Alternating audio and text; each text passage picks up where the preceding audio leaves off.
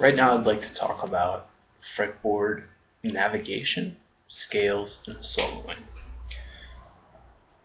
Many teachers and teaching resources, for some reason, feel obligated to do things like teach their students to read music, no matter what styles they're interested in playing, and where they're at in their personal development. Similarly, students are often, when they go, and this is a video intended more for advanced players or intermediate moving towards advanced players. Otherwise, a lot of what I'm saying probably should go over your head. When I'm in any position on the fretboard, for instance, around the second fret, if I'm thinking about playing major scales, if I want to play the D major scale, for instance, I just go, there's D, and it makes me think of a hand position that I learned that would work here in D, here in E. What I'm not doing is thinking about every single note that I'm playing as I go. It's completely comprehensive. I want to play in G. There's G. I know what to do. I want to play in B flat. There's B flat. I know what to do. And all of these patterns work in every key. Pattern has no negative connotation. If we were to go about learning major scales working together, we'd start by learning 7 adjacent fingerings in the key of C major, and that would be, so to speak, the vocabulary and alphabet of a language that we're about to speak. The good news is that, having just learned to play in one key, and just knowing note names on the bass strings, you can play every scale everywhere, at every fret, across all the strings, including modal playing, and including pentatonic blues rock playing. How could that be? It just is. We have this instrument where, as long as we don't include open strings, anything we move laterally keeps the same sound, the same tonality, whether it's a power chord, a full-on bar chord, or a phrasing that sounds like that here, sounds like that here, sounds the same in both places. So,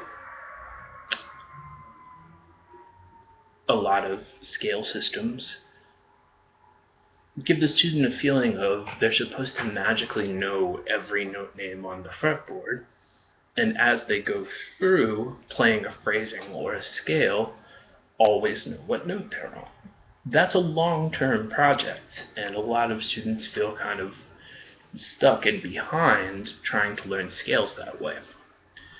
Similarly, a lot of scale systems start with exactly just what we described. We learn the C major scale for the whole instrument, and not just this part, where there's 7 different ways to do it, just in the same octave with the same notes. All of them have different upsides and downsides, different things we can accomplish. Playing in every key just requires the exact same amount of thought. So rather than grabbing the circle of fifths and now saying, here's the key of G, 1 sharp, and learning the fretboard as though it was a completely new concept, not just acknowledging that it's the same 7 patterns, just starting at different frets. Let's refer to bar chords as an analogy. When we're learning bar chords, when we're playing bar chords, we're using the same principle. Our brain goes G minor 7. Even if you are like a virtuoso musician who knows what notes you're playing at every given time and every nuance of chord theory, chances are when you're playing around this shape, you're thinking in riffs and thinking visually. We're not thinking in piano, so you're able to play every chord everywhere, major and minor, just having learned 4 shapes, your common bar chord shapes, the E-shape chords, the A-shape chords, and you're using the same process that just was for scales. You're just going, here's a C, minor, 7. Not thinking about, here's the flat 7th that makes it a 7th chord, this is a minor 3rd there, to be allowed to play the chord. The scales go the same way.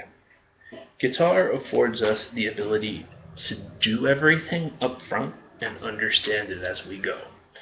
When the fretboard just lights up for you when you look down at the neck of the guitar and just think A major and see 7 major scales adjacent to each other, everything's a new ballgame. And I by no means am suggesting that major scales are the end-all be-all to single note playing.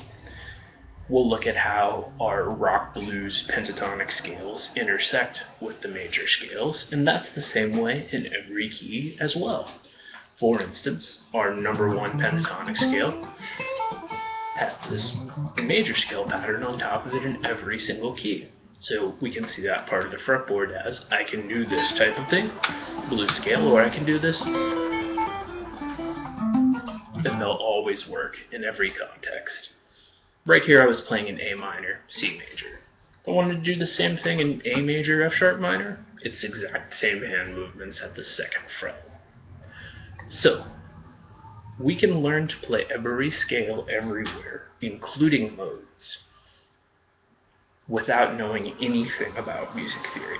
Now that wouldn't be optimal. We will discuss the relationships between notes, intervals, ear training, how it all fits together. But we're going to be taking an approach just like you did if you learned bar chords and then went and read about triads and the relationships between different notes and intervals.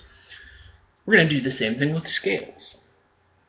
We're going to get the fretboard to light up for you and approach everything else from there. So then when you grab the theory book, all of a sudden, rather than just being able to see G major in a couple spots in the fretboard and just this part, and then approach it like we're learning in piano, you're just going to see the entire thing. Modal playing is also quite a bit easier than it seems. I'm going to cut this short though because of the long knowing, and we'll discuss that on our next video.